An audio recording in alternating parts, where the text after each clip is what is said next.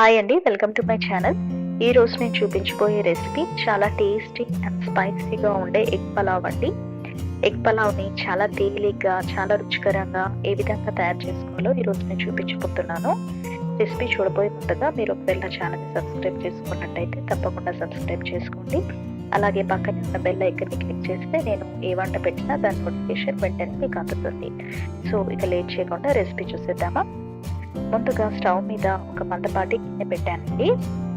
ఇందులో ఒక 4 టేబుల్ స్పూన్ల ఆయిల్ వేస్తున్నాను. మీరు కావాలనుకుంటే ఆయిల్ బదులు నెయ్యి కూడా వేసుకోవచ్చు. ఆయిల్ వేడెక్కిన తర్వాత ఇందులో 2 బగారాకులు, ఒక దాల్చిన చెక్క, 1 టీ స్పూన్ షాజీరా, 2 యాలకులు, 3 లవంగాలు వేస్తున్నానండి. ఇవి కాస్త చిటపట్లాడిన తర్వాత ఇందులో 2 మీడియం సైజు ఉల్లిపాయల్ని సన్నగా పొడవుగా కట్ చేసుకున్నానండి. ఉల్లిపాయలు వేస్తున్నాను. పలావులకు ఉల్లిపాయలు సన్నగా పొడవుగా కట్ చేసుకుంటే చాలా టేస్టీగా ఉంటుందండి. చిన్న ముక్కలుగా కట్ చేసుకునే కంటే ఈ విధంగా కట్ చేసుకుంటే బాగుంటుంది. ఇప్పుడు ఇందులో 1 టీ స్పూన్ అల్లం వెల్లుల్లి పేస్ట్, 1/2 స్పూన్ పసుపు వేస్తున్నాను. పసుపు ఆప్షనల్ అండి, మీరు ఇష్టం ఉంటే వేసుకోండి, వేయకపోయినా పర్వాలేదు. అల్లం వెల్లుల్లి పేస్ట్, ఆనియన్స్ ఇవన్నీ బాగా ఫ్రై అయిన తర్వాత ఇందులో ఒక గుప్పెడు పుదీనా వేస్తున్నానండి. పుదీనా వల్ల పలావ్కి మంచి ఫ్లేవర్ వస్తుంది. సో ఈ పుదీనా కూడా 1 నిమిషం పాటు ఫ్రై చేసుకుందాము.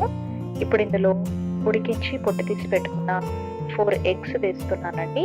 ఈ ఎగ్స్ని కూడా ఒక 2 నిమిషాల పాటు ఇందులో వేయించాలి. ఇవి వేగిన తర్వాత ఇందులో 3 మీడియం సైజ్ టొమాటోలను చిన్న ముక్కలుగా కట్ చేసి వేస్తున్నాను. ఇప్పుడు ఇందులో రుచికి సరిపడా ఉప్పు వేసుకున్నామండి. నెక్స్ట్ 1.5 టీ స్పూన్ కారం వేస్తున్నాను. మీరు కారం కొంచెం తగ్గించి ఒక 2 పచ్చిమిరపకాయలు కూడా వేసుకోవచ్చు. అలాగే 1 టీ స్పూన్ ధనియాల పొడి, 1/2 టీ స్పూన్ గరం మసాలా పొడి వేస్తున్నాను.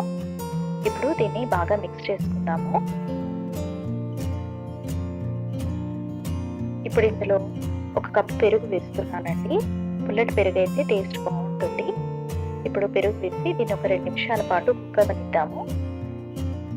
ఇప్పుడు ఇందులో నేను బాస్మతి రైస్ నానబెట్టుకున్న వాటర్ వేస్తున్నానండి. నేను ఇక్కడ 3 కప్పుల బాస్మతి రైస్ తీసుకున్నాను. 3 కప్పుల రైస్కు 6 కప్పుల నీళ్లు పోసి ఈ రైస్ను అరగంట పాటు నాననిచ్చాను. ఆ వాటర్ పోసుకున్న తర్వాత ఇందులో 1 గుప్పెడు కొత్తిమీర వేసి మూత పెట్టి ఒక 5 నిమిషాలు ఈ వాటర్ని మరగనివ్వాలండి. ఈ వాటర్ బాగా బాయిల్ అయిన తర్వాత ఇందులో నానబెట్టుకున్న రైస్ ఉంది కదా, రైస్ వేస్తున్నాను. రైస్ అరగంట పాటు నానితే మనకు పలావ్ ఫ్లఫీగా వస్తుందండి. ఇక్కడ నేను బాస్మతి రైస్ తీసుకున్నాను. మీరు కావాలనుకుంటే దీన్ని రెగ్యులర్ రైస్తో కూడా చేసుకోవచ్చు. బట్ బాస్మతి రైస్ అయితే చూడడానికి బాగుంటుంది. ఇప్పుడు దీన్ని మిక్స్ చేసి మూత పెట్టి ఒక 15 నిమిషాలు లేదంటే 20 నిమిషాల పాటు మీడియం ఫ్లేమ్లో పెట్టి కుక్ అవ్వనివ్వాలండి. మీరు వేరే ప్రెషర్ కుక్కర్లో చేసుకున్నట్టయితే 2 విజిల్స్ పెడితే సరిపోతుంది. ఒక 20 మినిట్స్ తర్వాత తీసి చూస్తున్నానండి. స్టవ్ ఆఫ్ చేశాను. చూస్తున్నారు కదా మన పలావ్ ఎంత బాగా వచ్చిందో. రైస్ చాలా ఫ్లఫీగా కుక్ అయింది. చూస్తుంటే నేను ఊరిపోతుంది కదా. ఇప్పుడు దీన్ని ఒక సర్వింగ్ ప్లేట్లోకి డిష్ అవుట్ చేసుకున్నాను. ఇది రైతాతో తీసుకుంటే చాలా టేస్టీగా ఉంటుందండి. చాలా spicy and tasty egg pulao recipe తప్పకుండా ట్రై చేయండి. మీకు రెసిపీ నచ్చినట్టయితే తప్పకుండా లైక్ చేయండి, షేర్ చేయండి, కమెంట్ చేయండి. అలాగే నా ఛానల్